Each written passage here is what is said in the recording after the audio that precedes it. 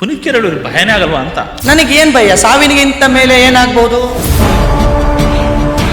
ಅಲ್ಲಿ ನಿಮ್ಮ ಪರವಾಗಿ ಬಿಜೆಪಿ ರಾಜಕಾರಣಿಗಳು ನಿಲ್ಲಲ್ವಾ ಅಂತ. ಬೇಕಾಗಿಲ್ಲ. ಸಿಟಿ ರವಿ ಅವರು ನನಗೆ ಬೆಂಬಲ ಕೊಡ್ತಾರೆ, ಬಿಜೆಪಿದಲ್ಲಿ ಇದೀವಿ ಅನ್ನೋ ಕಾರಣ ಕೊಡ್ತಾ ಇಲ್ಲ. ಕಾಂಗ್ರೆಸ್ಸು ಕೊಡ್ಬೋದು ಗೋರಕ್ಷಣೆಯನ್ನು ಒಪ್ಪೋದಾದ್ರೆ. ಓವರಾಲ್ ನಿಮ್ಮ ಉದ್ದೇಶ ಏನು, ಮುಂದೆ ರಾಜಕೀಯಕ್ಕೆ ಬರ್ಬೇಕು ಅನ್ನೋದಾ? ನಾನು ಸತ್ರು ನನ್ನ ಹೆಣನೂ ಕೂಡ ರಾಜಕೀಯಕ್ಕೆ ಬರಲ್ಲ. ಗೋಧಿ ಇಟ್ಬೇಕು ಅಂತ ತರ್ತಿರೋ, ಹಿಂದೂಗಳ ಗೋಧಿ ಇಟ್ಬೇಕು ಅಂತ ತರ್ತಿರೋ? ಗೋಧಿ ಇಟ್ಬೇಕು ಅಂತ ತರ್ತಾರೆ. ಆದ್ರೆ ಮುಸ್ಲಿಂ ರಂಗಿಲ್ವಲ್ಲ. ಮಾಂಸದ ಅಂಗಡಿಗೆ ಹೋದಾಗ ಅವನು ಹಿಂದೂ ಕಡಿತಿದ್ದಾನೋ ಮುಸ್ಲಿಂ ಕಡಿತಿದ್ದಾನೋ ಅಂತ ನೋಡಿ ತರ್ತಾನಲ್ಲ. ಹುಟ್ಟಿದ ಪ್ರತಿ ಮುಸಲ್ಮಾನನ ಮಗುವು ಕೂಡ ಮದ್ರಾಸಾಗಿ ಹೋಗಿ ಕುರಾನ್ನ ಬಗ್ಗೆ ಅಧ್ಯಯನ ಮಾಡುತ್ತೆ. ನಮಗಾಗಿ ತ್ಯಾಗ ಮಾಡಿದ 5 ಜನ ಸ್ವತಂತ್ರ ಹೋರಾಟಗಾರರ ಹೆಸರೇಳಿ ಅಂತ ಕೇಳಿ ಗೊತ್ತಿಲ್ಲ. ಟಿಪ್ಪು ಯಾರು ಅಂತ ಕೇಳಿ ಹೇಳ್ತಾರೆ. ವಿಜಯನಗರ ಸಾಮ್ರಾಜ್ಯದ ಸಂಸ್ಥಾಪಕರು ಯಾರು ಅಂತ ಕೇಳಿ ಹೇಳಲ್ಲ. ಅದು ಒಂದು ಪೇಜಲ್ಲಿ ಇರ್ತದೆ. ಕಾವೇರಿಗಾಗಿ ಗಲಾಟೆ ನಡೆಯುತ್ತೆ. ತಮಿಳುನಾಡು ಹಿಂದೂ, ಕರ್ನಾಟಕದ ಹಿಂದೂ ಹೊಡೆದಾಡ್ತಾನೆ. ಯಾವತ್ತಾದ್ರೂ ಕನ್ನಡದ ಮುಸ್ಲಿಮು, ತಮಿಳು ಮುಸ್ಲಿಮು ಅಂತ ಹೊಡೆದಾಡೋದು ನೋಡಿದ್ದೀರಾ? ವಕ್ಫ್ ಬೋರ್ಡ್ ಅಂತ ಬಂದಾಗ ಇಡೀ ಮಂಗಳೂರನ್ನ ಸ್ತಬ್ಧ ಮಾಡಿ ಲಕ್ಷಾಂತರ ಜನ ಮುಸಲ್ಮಾನರು ರೋಡಿಗಿಳಿದ್ರು. ಓಕೆ, ಪುನೀತ್ ಕೆರಳು ಭಯನೇ ಆಗಲ್ವಾ ಅಂತ. ನನಗೇನ್ ಭಯ? ಸಾವಿನಿಗಿಂತ ಮೇಲೆ ಏನಾಗ್ಬಹುದು? ಅದೇ ಎಂಡು. ಸಾವಿಗಿಂತ ಮೇಲೆ ಏನಾದ್ರು ಸಾಧ್ಯನಾ? ಮತ್ತೆ ಈ ಅನಾಚಾರ, ಅತ್ಯಾಚಾರ, ಅಕ್ರಮ, ಸಂವಿಧಾನ ಬಾಹಿರ, ಕಾನೂನು ಬಾಹಿರ ಚಟುವಟಿಕೆಗಳನ್ನು ನೋಡ್ಕೊಂಡು ನಾನು ಎಷ್ಟು ದಿನ ಬದುಕಿರ್ಲಿ? ಬದುಕೋದಕ್ಕಿಂತ ಸಾಯೋದೇ ಲೇಸು. ಸಾವಿಗಿಂತ ಮೇಲೆ ಏನಾಗ್ಬೋದು? ಏನೂ ಆಗಲ್ಲ. ನಾನು ಯಾಕೆ ಭಯ ಪಡ್ಲಿ? ಸಾವಿಗೆ ಭಯ ಪಡಲ್ಲ ನಾನು. ಇನ್ನು ಅನ್ಯಾಯ ಅಕ್ರಮ ಮಾಡೋ ಸಾಬ್ರಿಗೆ ಯಾಕೆ ಭಯ ಪಡ್ಲಿ? ಓಕೆ, ಯಾರು ಅನ್ಯಾಯ ಅಕ್ರಮ ಕಾನೂನು ಬಾಹಿರ ಮಾಡ್ತಾರೋ, ಸಾವಿಗೆ ಭಯ ಪಡದೇ ಇರೋನು, ಅಕ್ರಮ ಚಟುವಟಿಕೆ ಕಾನೂನು ಬಾಹಿರ ಚಟುವಟಿಕೆ ಮಾಡೋ ಸಾಬ್ರಿಗೆ ನಾನು ಯಾಕೆ ಭಯ ಪಡ್ಲಿ? ಅಲ್ಲ ಸ್ವಾಮಿ, ಅಂತವ್ರದೇ ಒಂದಷ್ಟು ಕೇಸ್ಗಳು ವಾಪಸ್ ತೊಗೊಳ್ತಲ್ಲ ಸರ್ಕಾರ. ತಗೊಂಡ್ರು ತಗೊಳ್ಳಿ. ಹೈಕೋರ್ಟ್ ಏನ್ ಮಾಡ್ತು? ಈಗ ಇಬ್ರಿಗೆ ಶಿಕ್ಷೆ ಆಯ್ತು. ನೀವು ಯಾರ ಮೇಲೆ ಹಿಂದಕ್ಕೆ ತಗೊಳ್ತೀನಿ ಅಂದ್ರು ಅದೇ ಇಬ್ರಿಗೆ ಶಿಕ್ಷೆ ಆಯ್ತು. ನಾನು ಅದಕ್ಕೆ ಹೇಳ್ತಾ ಇಲ್ವಾ, ಶಾಸಕಾಂಗವನ್ನ ಮೊದಲು ಸರಿ ಮಾಡ್ಬೇಕು. ಅಲ್ಲಿ ನಿಮ್ಮ ಪರವಾಗಿ ಬಿಜೆಪಿ ರಾಜಕಾರಣಿಗಳು ನಿಲ್ಲಲ್ವಾ ಅಂತ. ಬೇಕಾಗಿಲ್ಲ.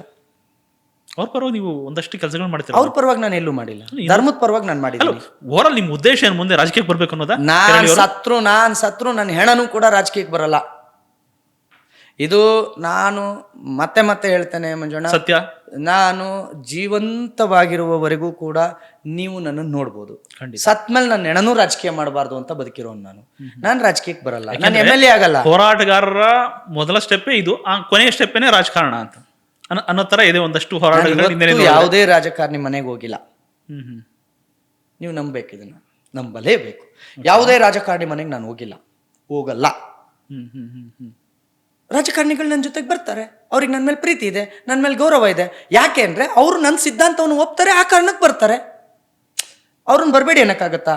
ನನಗೆ ಬೆಂಬಲ ಕೊಡಬೇಡಿ ಅನ್ನಕ್ಕಾಗತ್ತಾ? ಅವ್ರು ಕೊಡ್ತಾರೆ. ಯಾಕೆ ಕೊಡ್ತಾರೆ? ಅವರು ಪಕ್ಷದಲ್ಲಿದ್ದೀವಿ ಅನ್ನೋ ಕಾರಣಕ್ಕೆ ಕೊಡ್ತಾ ಇಲ್ಲ.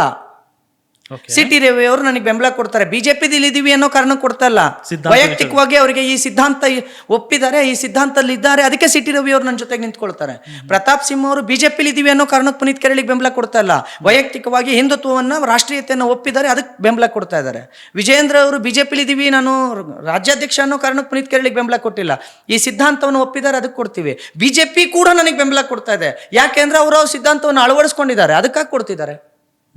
ಕಾಂಗ್ರೆಸ್ಸು ಕೊಡ್ಬೋದು ಗೋರಕ್ಷಣೆಯನ್ನು ಒಪ್ಪೋದಾದ್ರೆ.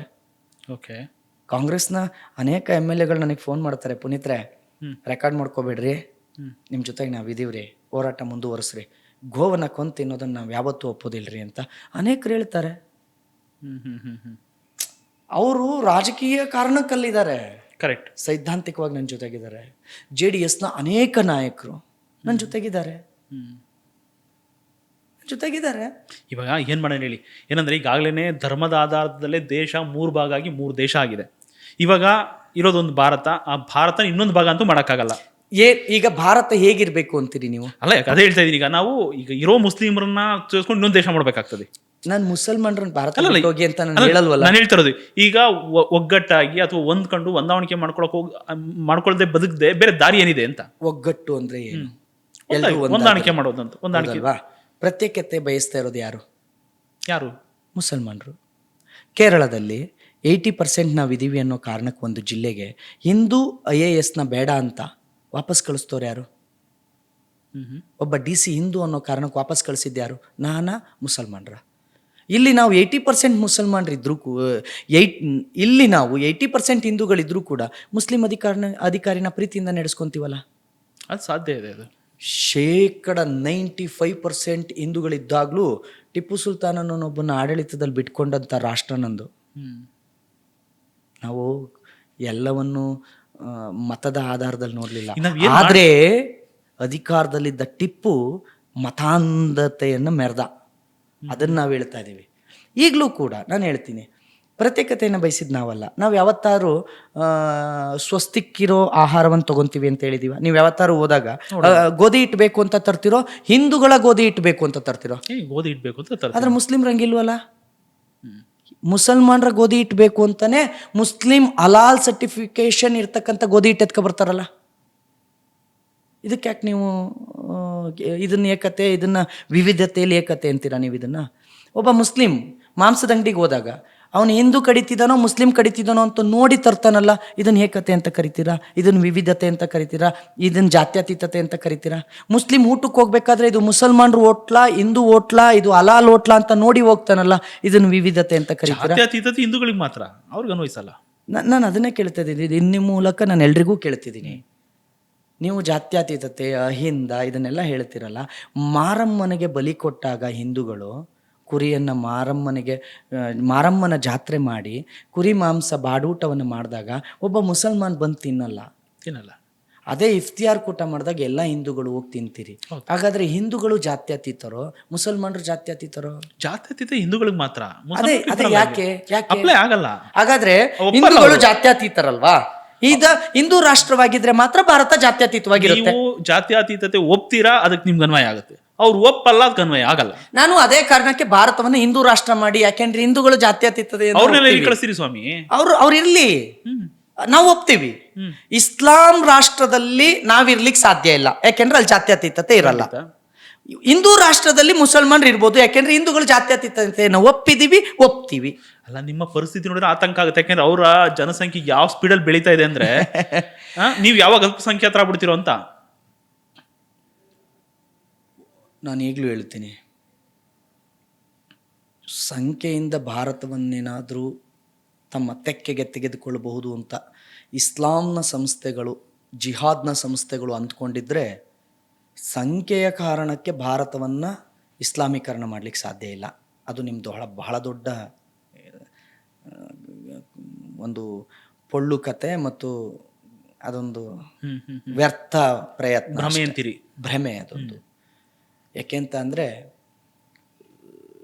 ಭಾರತ ಮತ್ತು ರಾಷ್ಟ್ರಕ್ಕಾಗಿ ತ್ಯಾಗ ಮಾಡ್ತೀನಿ ಅಂತ ಬಂದ ಒಬ್ಬ ವ್ಯಕ್ತಿಯನ್ನು ಎದುರಿಸೋದಕ್ಕೆ ಸಾವಿರ ದೇಶದ್ರೋಹಿಗಳ ಕಡೆಯಿಂದನೂ ಕೂಡ ಸಾಧ್ಯ ಇಲ್ಲ. ಅಷ್ಟು ಶಕ್ತಿ ಭಾರತ ಮತ್ತು ರಾಷ್ಟ್ರೀಯತೆಯನ್ನು ಇಟ್ಕೊಂಡಿರ್ತಕ್ಕಂಥ ವ್ಯಕ್ತಿಗಳಿಗಿದೆ. ಆದರೆ ಹಿಂದೂಗಳು ಕೂಡ ಸಂಖ್ಯೆ ಎಷ್ಟಿದೆ ಅನ್ನೋದ್ರ ಕಡೆಗೆ ಒಲವನ್ನು ತೋರಿಸೋದಕ್ಕಿಂತ ಇರುವ ಒಂದು ಮಗುವಿಗಾದರೂ ಭಾರತದ ಸಂಸ್ಕೃತಿ ಸಂಸ್ಕಾರ ಇದೆಯಾ? ಹುಟ್ಟಿದ ಪ್ರತಿ ಮುಸಲ್ಮಾನನ ಮಗುವು ಕೂಡ ಮದ್ರಾಸಾಗಿ ಹೋಗಿ ಕುರಾನ್ನ ಬಗ್ಗೆ ಅಧ್ಯಯನ ಮಾಡುತ್ತೆ. ಹೌದು, ಅದು 10 ಮಕ್ಕಳಿರಲಿ, 8 ಮಕ್ಕಳಿರಲಿ, 5 ಮಕ್ಕಳು ಮಾಡುತ್ತೆ. 10 ಮಕ್ಕಳನ್ನು ಮದ್ರಸಕ್ಕೆ ಕಳುಹಿಸಿ ಭಾರತದ ರಾಷ್ಟ್ರದ ಸಂವಿಧಾನದ ಅಡಿಯಲ್ಲಿ ಭಾರತದ ತೆರಿಗೆ ಹಣದಿಂದ ನಡೆಸುವ ಮದ್ರಸದಲ್ಲಿ ಕುರಾನ್ನ ಅವರ ಮಕ್ಕಳಿಗೆ ಹೇಳ್ಕೊಡ್ಲಾಗತ್ತೆ. ಪ್ರತಿ ಕ್ರೈಸ್ತ ಸಂಸ್ಥೆಗಳು ಕೂಡ ಕ್ರಿಶ್ಚಿಯನ್ ಮಕ್ಕಳಿಗೆ ಬೈಬಲನ್ನು ಹೇಳ್ಕೊಡ್ಲಾಗತ್ತೆ. ಒಂದೇ ಒಂದು ಮಗು ಇರುವ ಹಿಂದೂಗಳು 1-2 ಮಕ್ಕಳನ್ನು ನೀವು ಪಡ್ಕೊಂಡಿದ್ರು, ಆ ಮಗುವಿಗೆ ಭಗವದ್ಗೀತೆ ಹೇಳ್ಕೊಡೋದಕ್ಕೆ ನಿಮ್ಮ ಕೈಲಿ ಆಗ್ತಿಲ್ಲ. ಮತ್ತು ಅವರನ್ನ ಮ್ಯಾಥ್ಸು ಸೈನ್ಸು ಇದರಲ್ಲೇ ಮಾಡಿ ಅವರನ್ನು ಗುಲಾಮ್ಗಿರಿಗೆ ಕಳಿಸ್ತೀರಿ. ಅವರಿಗೆ ದುಡಿಯುವ ಯಂತ್ರಗಳನ್ನಾಗಿ ಮಾಡ್ತೀರಿ. ಎಲ್ಲಾದರೂ ಒಂದು ಕಡೆ ನನ್ನ ಮಗುಗೆ ಹನುಮಾನ್ ಚಾಲೀಸ ಕಲಿಸ್ಬೇಕು, ನನ್ನ ಮಗುವಿಗೆ ತಾಯಿ ಕಾಲಿಗೆ ಯಾಕೆ ನಮಸ್ಕಾರ ಮಾಡ್ತೀವಿ ಅನ್ನೋದು ಹೇಳ್ಕೊಡ್ಬೇಕು, ನನ್ನ ಮಗುವಿಗೆ ಗುರುವಿಗೆ ಯಾವ ರೀತಿ ಗೌರವ ಕೊಡಬೇಕು ಅನ್ನೋದನ್ನು ಹೇಳ್ಕೊಡ್ಬೇಕು ಅನ್ನೋ ಶಾಲೆಗೆ ಕಳಿಸಿದ್ದೀರಾ? ಗುರುಕುಲಗಳನ್ನು ನಾಶ ಮಾಡಿದಿರಿ. ಕೃತಜ್ಞತಾ ಮನೋಭಾವವನ್ನು ಕಲಿಸ್ಲಿಲ್ಲ. ಯಾಕೆ ಬರೆದ್ರು ಋಷಿ ಮುನಿಗಳು? ನಮ್ಮ ಮಕ್ಕಳಿಗೆ ಇವತ್ತು ನೀವು ಇದನ್ನು ಬೇಕಾದರೆ ನಾಳೆ ನಿಮ್ಮ ರಿಪೋರ್ಟರ್ನ ಯಾರನ್ನಾದರೂ ಕಳಿಸಿ ಒಂದು ಕಾಲೇಜ್ ಮುಂದೆ, KGF ನಾಯಕ ಯಾರು ಅಂತ ಕೇಳಿ, KGF ನಿರ್ಮಾಣ ಮಾಡಿದವ್ರು ಯಾರು ಅಂತ ಕೇಳಿ, KGF ಡೈರೆಕ್ಟರ್ ಯಾರು ಅಂತ ಕೇಳಿ, ಬಾಹುಬಲಿ ಡೈರೆಕ್ಟರ್ ಯಾರು ಅಂತ ಕೇಳಿ ಹೇಳ್ತಾರೆ. ಹೌದು. ಬಾಹುಬಲಿ ನಿರ್ಮಾಪಕರು ಯಾರು ಅಂತ ಕೇಳಿ ಹೇಳ್ತಾರೆ, ಶಾರುಖ್ ಖಾನ್ ಯಾರು ಅಂತ ಕೇಳಿ ಹೇಳ್ತಾರೆ, ಸಲ್ಮಾನ್ ಖಾನ್ ಯಾರು ಅಂತ ಕೇಳಿ ಹೇಳ್ತಾರೆ. ಇದು ಎಲ್ಲವನ್ನು ಬಿಟ್ಟು ನಮಗಾಗಿ ತ್ಯಾಗ ಮಾಡಿದ 5 ಜನ ಸ್ವತಂತ್ರ ಹೋರಾಟಗಾರರ ಹೆಸರು ಹೇಳಿ ಅಂತ ಕೇಳಿ ಗೊತ್ತಿಲ್ಲ. ಹೋಗ್ಲಿ, ವೇದವ್ಯಾಸರು ಯಾರು ಅಂತ ಕೇಳಿ ಗೊತ್ತಿಲ್ಲ. ವಾಲ್ಮೀಕಿ ಏನ್ ಬರ್ದ ಅಂತ ಕೇಳಿ ಗೊತ್ತಿಲ್ಲ. ಇದನ್ನೇ ರಿವರ್ಸ್ ಮಾಡಿ ಕೇಳಿ, ಏನು ಗೊತ್ತಿಲ್ಲ. ಟಿಪ್ಪು ಯಾರು ಅಂತ ಕೇಳಿ ಹೇಳ್ತಾರೆ, ಟಿಪ್ಪು ಸ್ವಾತಂತ್ರ್ಯ ಹೋರಾಟಗಾರಲ್ಲ ಸರ್, ಹೇಳ್ತಾರ್ರಿ. ಸ್ವಾತಂತ್ರ್ಯ ಮೊಘಲರು ಯಾರು ಅಂತ ಕೇಳಿ ಹೇಳ್ತಾರೆ, ನಮ್ಗೆ ಓದಿಸಿದ್ರೆ ಆದ್ರೆ ವಿಜಯನಗರ ಸಾಮ್ರಾಜ್ಯದ ಸಂಸ್ಥಾಪಕರು ಯಾರು ಅಂತ ಕೇಳಿ ಹೇಳಲ್ಲ. ಅದು ಒಂದು ಪೇಜಲ್ಲಿ ಇರ್ತದೆ.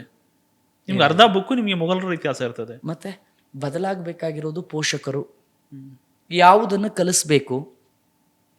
ನನ್ನ ಮಕ್ಕಳನ್ನು ದುಡಿಯುವ ಯಂತ್ರಗಳನ್ನಾಗಿ ಮಾಡೋದಕ್ಕಿಂತ ಈ ದೇಶದ ಮತ್ತು ನಿನ್ನ ಮಗ ನಿನ್ನ ಮಗಳು ನಡೆದ್ರೆ ಭಾರತಾಂಬೆ ನಡೆದಂತಿರಬೇಕು. ನಾನು ಅದನ್ನೇ ಹೇಳ್ತೀನಿ, ನಿನ್ನ ಮಕ್ಕಳು ಹೆಜ್ಜೆ ಹಾಕಿದ್ರೆ ಭಾರತ ಹೆಜ್ಜೆ ಹಾಕಿದಂತಿರಬೇಕು. ಆ ಭಾರತ ನಡ್ಕೊಂಡು ಬರ್ತಾ ಇದೆ ನೋಡು ಅಂತ. ನಿನ್ನ ಮಗು ಮಾತಾಡಿದ್ರೆ ಸ್ವತಃ ಭಾರತಾಂಬೆ ಮಾತಾಡ್ದಂಗೆ ಇರಬೇಕು ನೋಡು ಭಾರತದ ಪರಂಪರೆ ಅಂತ. ಹಾಗೆ ನಿನ್ನ ಮಕ್ಕಳನ್ನು ಬೆಳೆಸೋದು ಬಿಟ್ಬಿಟ್ಟು ಪಾಶ್ಚಾತ್ಯರ ಅನುಕರಣೆ ಮಾಡಿಕೊಂಡು ಅರ್ಧೋ ಜೀನ್ಸ್ ಹಾಕಿದ್ರೆ ಅದೇ ಪ್ಯಾಷನ್ನು ಅಂದ್ಕೊಂಡಿದ್ರೆ ನನ್ನ ಭಾರತಕ್ಕೆ ಸನಾತನ ಪ್ಯಾಷನ್ ಆಗಬೇಕು. ಯಾವುದು ನನ್ನ ತತ್ವ ಆಗಬೇಕು, ಯಾವುದು ನನ್ನ ಸಿದ್ಧಾಂತ ಆಗಬೇಕು, ಭಾರತೀಯತೆ ನನ್ನ ಸಿದ್ಧಾಂತವಾಗಬೇಕು. ಇವತ್ತು ಅಮೇರಿಕಾ ಅಂತ ಬೆಳೆದ ರಾಷ್ಟ್ರಗಳಲ್ಲಿ ಇಸ್ಕಾನ್ ಹೋಗಿ ಕೆಲಸ ಮಾಡ್ತಾಯಿದೆ. ಅಲ್ಲಿರ್ತಕ್ಕಂಥ ಎಲ್ಲರೂ ಕೂಡ ಭಾರತೀಯತೆಯನ್ನು ಒಪ್ಪಿ ಸೀರೆ ಧರಿಸ್ತಾ ಇದ್ದಾರೆ. ಇಲ್ಲಿ ನಮ್ಮವರು ಇನ್ಸ್ಟಾಗ್ರಾಮಲ್ಲಿ ಬಟ್ಟೆ ಬಿಚ್ಕೊಳ್ಳೋದನ್ನೇ ದೊಡ್ಡ ಅವರು ಸೆಲೆಬ್ರಿಟಿಗಳಲ್ವ. ಇದು ಹೋಗ್ಬೇಕು ಅಂತ, ಇದು ಹೋಗ್ಬೇಕು, ಇದು ನಶಿಸ್ಬೇಕು. ಭಾರತ ಮತ್ತು ಪರಂಪರೆ ಉಳಿಬೇಕು. ಯಾವಾಗ ಉಳಿಯುತ್ತೆ? ಈ ಹಿಂದೂ ರಾಷ್ಟ್ರ ಆಗಬೇಕು ಅಂತ ಅಂದರೆ ಹಿಂದೂಗಳಾಗಿ ಉಳಿದ್ರೆ ಹಿಂದೂ ರಾಷ್ಟ್ರವಾಗೋದು. ನಾನು ಈಗಲೂ ಹೇಳ್ತೀನಿ, ಕನ್ನಡ ಉಳಿಬೇಕು ಅಂತ ಅಂದರೆ, ಕರ್ನಾಟಕ ಉಳಿಬೇಕು ಅಂದರೆ, ಭಾರತ ಉಳಿಬೇಕು ಅಂದರೆ, ಭಾರತೀಯತೆ ಉಳಿಬೇಕು ಅಂದರೆ, ನಶಿಸಬಾರ್ದು ಅಂದರೆ ನಿನ್ನ ಮಗು ಮೊದಲು ಕನ್ನಡಿಗನಾಗಬೇಕು. ಶಿವಾಜಿನಗರದಲ್ಲಿ ಕನ್ನಡ ಇಲ್ಲ. ನಾನು ಈಗಲೂ ಓಪನ್ ಚಾಲೆಂಜ್ ಮಾಡ್ತೀನಿ. ನೀವು ಮೈಸೂರು ಸ್ಯಾಟಲೈಟ್ ಬಸ್ ಸ್ಟ್ಯಾಂಡ್ ಗೊತ್ತಾ? ಗೊತ್ತು. ಸ್ಯಾಟಲೈಟ್ ಪಕ್ಕದಲ್ಲಿ ಒಂದು ಮಸೀದಿ ಇದೆ. ಹೌದು. ಈ ಇಮ್ಮಿಡಿಯೇಟ್ ಬೇಕಾದರೂ ಅಲ್ಲಿ ಯಾರನ್ನಾರು ಕಳಿಸಿ, ಮಸೀದಿ ಮೇಲೆ ಒಂದು ಅಕ್ಷರ ಕನ್ನಡ ಇದೆಯಾ ತೋರಿಸಿ. ಇರಲ್ಲ, ಮೋಸ್ಟ್ಲಿ ಅದು ಅವ್ರಿಗೆ ಅನ್ವಯಿಸಲ್ಲ ಅನ್ಸುತ್ತೆ. ಇದು ಅದನ್ನೇ ನಾನು ಕೇಳ್ತಿದ್ದೀನಿ. ಅದೇ ನೀವು ಇಲ್ಲೆಲ್ಲೋ ಬಂದು ಪಾಪ ಒಬ್ಬ ಮರಾಠಿ ಮೇಲೆ ಅಥವಾ ಯಾವುದೋ ಒಬ್ಬ ಇವನ ಮೇಲೆ ಅವನು ಅರ್ಧ ಬರ್ದಾಕಿ ಅವ್ರೇನು ಮಾಡಲ್ವಲ್ಲ, ಸುಮ್ಮನೆ ತೆಗಿತಾರೆ. ಅದನ್ನೇ ನಾನು ಹೇಳಿದ್ದು. ನೀವು ನೋಡಿ, ಕಾವೇರಿಗಾಗಿ ಗಲಾಟೆ ನಡೆಯುತ್ತೆ. ತಮಿಳ್ನಾಡು ಹಿಂದೂ, ಕರ್ನಾಟಕದ ಹಿಂದೂ ಹೊಡೆದಾಡ್ತಾನೆ. ಯಾವತ್ತಾದರೂ ಕನ್ನಡದ ಮುಸ್ಲಿಮು ತಮಿಳು ಮುಸ್ಲಿಮು ಅಂತ ಹೊಡೆದಾಡೋದು ನೋಡಿದ್ದೀರಾ? ಇಲ್ಲಿ ಮರಾಠದ ಮುಸ್ಲಿಮು ನಮ್ಮ ಬೆಳಗಾವಿ ಮುಸ್ಲಿಂ ಅಂತ ಹೊಡೆದಾಡೋದು ನೋಡಿದ್ದೀರಾ? ಹೊಡೆದಾಡಲ್ಲ. ಸರಿ, ಭೂಮಿ, ನೆಲ, ಜಲ, ಭಾಷೆ ಅಂತ ಬಂದಾಗ ಇಸ್ಲಾಂ ಸಂಸ್ಥೆಗಳು ಬೀದಿಗಿಳಿದಿದ್ದು ನೋಡಿದ್ದೀರಾ? NRCCA ಅಂತ ಬಂದಾಗ ಬೆಂಗಳೂರನ್ನೇ ಸ್ತಬ್ಧ ಮಾಡಿ ಲಕ್ಷಾಂತರ ಜನ ಸೇರಿದ್ರು. ವಕ್ಫ್ ಬೋರ್ಡ್ ಅಂತ ಬಂದಾಗ ಇಡೀ ಮಂಗಳೂರನ್ನ ಸ್ತಬ್ಧ ಮಾಡಿ ಲಕ್ಷಾಂತರ ಜನ ಮುಸಲ್ಮಾನರು ರೋಡಿಗಿಳಿದ್ರು. ಯಾವತ್ತಾದರೂ ಲಕ್ಷಾಂತರ ಜನ ಮುಸಲ್ಮಾನರು ಕಾವೇರಿಗಾಗಿ ಬೀದಿಗಿಳಿದಿದ್ದು ನೋಡಿದ್ದೀರಾ? ಅಂದ್ರೆ ಅವ್ರಿಗೆ ಅದ್ರ ಬಗ್ಗೆ ಗೌರವ ಇರಲ್ಲ ಅಂತನಾ, ಅಥವಾ ಗೌರವ ಬರಲ್ಲ ಕೇವಲ ಮಾತಿಗೆ ಮಾತ್ರ? ನೋಡಿ, ಪಾಕಿಸ್ತಾನದಿಂದ ಒಬ್ಬ ಮುಸ್ಲಿಂ ಬಂದ್ರು ಕರ್ನಾಟಕದಲ್ಲಿ ಅವನ ಭಾಷೆಯಲ್ಲಿ ಮಾತಾಡಿ ವ್ಯವಹಾರ ಮಾಡಬಲ್ಲ. ನನ್ನ ಕರ್ನಾಟಕದ ಕನ್ನಡಿಗನೊಬ್ಬ ಪಕ್ಕದ ತಮಿಳ್ನಾಡಿಗೆ ಹೋದ್ರೆ ಅವನಿಗೊಂದು ಏಕತೆಯ ಭಾಷೆ ಇಲ್ಲ. ಅವನಲ್ಲಿ ಒಂದು ಊಟ ಮಾಡಬೇಕು ಅಂತ ಅಂದ್ರೆ ತಡವರಿಸ್ತಾನೆ, ಏನಂತ ಕೇಳಬೇಕು ಗೊತ್ತಿಲ್ಲ, ಒಂದು ವ್ಯವಹಾರ ಮಾಡಬೇಕು ಗೊತ್ತಿಲ್ಲ. ವಿಜಯನಗರ ಸಾಮ್ರಾಜ್ಯ ನಮ್ಮ ತಿರುಪತಿಯನ್ನು ನಿರ್ಮಿಸಲಿಕ್ಕೆ ಕೊಡುಗೆ ಕೊಟ್ಟಂಥ ಸಾಮ್ರಾಜ್ಯ. ಆದರೆ ಇದೇ ಸಾಮ್ರಾಜ್ಯದ ವ್ಯಕ್ತಿ ಆಂಧ್ರಕ್ಕೆ ಹೋದರೆ ಇವತ್ತು ಮಾತಾಡೋಕ್ಕಾಗ್ತಿಲ್ಲ. ಇದಕ್ಕೆಲ್ಲ ಟೈಮ್ ಎಲ್ಲಿದೆ ಸ್ವಾಮಿ? ನಮ್ಮ ಯುವಕರಿಗೆ ಫೇಸ್ಬುಕ್ಕಲ್ಲಿ ಫೇಕ್ ಅಕೌಂಟ್ಗಳು ಮಾಡಿಕೊಂಡು ಕೆಟ್ಟ ಕಮೆಂಟ್ ಮಾಡೋದಕ್ಕೆ ಟೈಮ್ ಇರಲ್ಲ. ಅವ್ರಿಗಿನ್ನೂ ಬಾಸ್ಗಳ ವಿರುದ್ಧ ಹೋರಾಟ ಮಾಡಬೇಕು, ಅವ್ರಿಗಿನ್ನೂ ನಟಿಯರ ಪರ ಮಾತಾಡಬೇಕು, ಅವ್ರಿನ್ನೂ ಇದರೊಳಗೆ ನೀವು ಮನೋರಂಜನೆಯ ವಿಚಾರವನ್ನೇ ಇಡೀ ಮನುಕುಲದ ವಿಚಾರ ಅನ್ಕೊಬಿಟ್ಟಿದ್ದಾನೆ. ಅದು ಕೇವಲ ನೀವು ಫ್ರೀಯಾಗಿದ್ದಾಗ ನಿಮ್ಮ ಮನೋರಂಜನೆಗಾಗಿ ಇರ್ತಕ್ಕಂತಹ ಒಂದು ವ್ಯವಸ್ಥೆಯನ್ನೇ ಇಡೀ ನಿಮ್ಮ ಜೀವಿತಾವಧಿಯ ಭಾಳ ದೊಡ್ಡ ಸಾಧನೆ ಅನ್ಕೊಂಡಿದ್ದೀರಿ. ನನಗೆ ಅರ್ಥ ಆಗೋದಿಲ್ಲ. ಯಾವುದೋ ಮನೋರಂಜನೆಯನ್ನು ನೀಡುವ ಒಬ್ಬ ನಟನನ್ನು ನೋಡುವುದನ್ನೇ ನಿಮ್ಮ ಬದುಕಿನ ಬಹಳ ದೊಡ್ಡ ಅದೇ ದೊಡ್ಡ ಅಂಗ ಮತ್ತು ಅದೇ ಒಂದು ಗುರಿ ಅಂತ ಅನ್ಕೊಂಡಿದ್ದೀರಿ. ಹೌದು. ಇಲ್ಲಿ ಒಬ್ಬ ಯೋಧ, ಒಬ್ಬ ಇವನು ನಮಗೆ ನಾಯಕನಾಗಲ್ಲ. ಇಲ್ಲಿ ನಾಯಕರಾಗದೆಲ್ಲ ಸಿನಿಮಾದಲ್ಲೊಂದು ಫೈಟು. ಮೂಢನಂಬಿಕೆ, ಅದಕ್ಕೆ ನಾನು ಹೇಳ್ತಾ ಇರೋದು, ಮೂಢನಂಬಿಕೆ ಅಂತ ಕರಿತೀರಲ್ಲ. ಯಾವುದನ್ನ ಶ್ರೇಷ್ಠ ಅಂತ ಈ ಭಾರತ ನಂಬಿತ್ತು ಅದನ್ನ ನೀವು ಮೂಢನಂಬಿಕೆ ಅಂತ ಕರಿತೀರಾ. ಯಾವುದನ್ನ ಕನಿಷ್ಠ ಅಂತ ಈ ಭಾರತ ನಂಬಿತ್ತು ಅದನ್ನ ಶ್ರೇಷ್ಠ ಅಂತೀರಿ. ಅದನ್ನ ಏನ್ ಹೇಳೋಣ, ಯಾರು ಮೂರ್ತಿಗಳು ಹೆಚ್ಚಾಗಬಾರ್ದು ಅಂತ ಹೇಳಿದ್ರು, ಇವತ್ತು ಈ ದೇಶದಲ್ಲಿ ಅವರ ಮೂರ್ತಿಗಳೇ ಹೆಚ್ಚಾಗಿದ್ದಾವೆ. ಏನ್ ಹೇಳೋಣ ನಾನು, ಅಂತ ಮೂಢತ್ವಕ್ಕೆ ಭಾರತವನ್ನು ಇವ್ರು ಕರ್ಕೊಂಡು ಹೋಗ್ತಿದ್ದಾರೆ. ಅದು ಯಾವುದೋ ಮ್ಯಾಕ್ಸ್ವೆಲ್ ಹೇಳ್ದ, ಅವನು ಹೇಳ್ದ, ಅದು ಯಾವ್ದ್ಯಾವುದೋ ಸಿದ್ಧಾಂತಗಳನ್ನು ತರ್ತಾರೆ. ಭಾರತವನ್ನು ಬದಲು ಮಾಡೋದು ಬಹಳ ಕಷ್ಟ. ಅದ್ರ ಬದಲು ಹೋರಾಟಕ್ಕೆ ಜಿಗಿಬೇಕು, ಭಾರತವನ್ನು ಉಳಿಸ್ಕೋಬೇಕು. ಇದು ಸುದೀರ್ಘವಾದ ಸಂಘರ್ಷ. ಇದು ಸೋಲಿನ ಇತಿಹಾಸ ಅಲ್ಲ, ಸಂಘರ್ಷದ ಇತಿಹಾಸ. ಸಂಘರ್ಷಕ್ಕೆ ನಾವು ರೆಡಿ ಇದ್ದೀವಿ. ನಮ್ಮಂಥವ್ರು ಹುಡ್ತಾ ಇರ್ತಾರೆ, ಸಾಯ್ತಾ ಇರ್ತಾರೆ. ಆದರೆ ಭಾರತವನ್ನು ಭಾರತೀಯತೆಯಲ್ಲಿ ಉಳಿಯಲಿಕ್ಕೆ ನಾವು ಶತಶತಮಾನದವರೆಗೂ ಹೋರಾಟ ಮಾಡ್ತೀವಿ. ಹಂಗಂದ್ರೆ ಈ ಹೋರಾಟ ಏನೋ ಇನ್ನೊಂದು 50 ವರ್ಷಕ್ಕೆ ಮುಗಿಯುತ್ತಾ? ಖಂಡಿತವಾಗಿಯೂ ಮುಗಿಯಲ್ಲ. ಇದು ಸುದೀರ್ಘ ಮತ್ತು ನಿರಂತರವಾದ ಸಂಘರ್ಷ. ಈ ಸಂಘರ್ಷ ನಡೀತಾನೇ ಇರುತ್ತೆ, ಇದು ನಡೆಯುತ್ತೆ ಕೂಡ. ಆದರೆ ನಾವು ನಮ್ಮಂಥವ್ರು ಇವತ್ತು ಪುನೀತ್ ಕೆರಳಿ 50 ವರ್ಷ ಆದ್ಮೇಲೆ ಇನ್ಯಾರೋ ಒಬ್ಬ ಉಟ್ಕೊಳ್ತಾನೆ. ಹೋರಾಟ ನಡೀತಾನೆ ಇರುತ್ತೆ ಅವತ್ತಿನಿಂದ ಇವತ್ತಿನವರೆಗೂ.